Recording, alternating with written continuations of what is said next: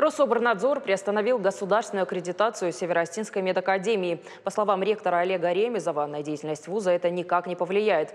Касается это только административной работы в образовательном процессе. Вузу предстоит внести изменения в формат обучения студентов через электронные системы. Сейчас ректор СОГМА находится в Москве. Мы связались с ним по телефону. Прежде всего, это техническая приостановка, которая никоим образом не отражается на учебном процессе и связана с особенностями медицинского образования и происходит в начале года периодически у 5-6 медицинских вузов страны в выборочном формате. С целью облегчения обучения студентов через электронные системы.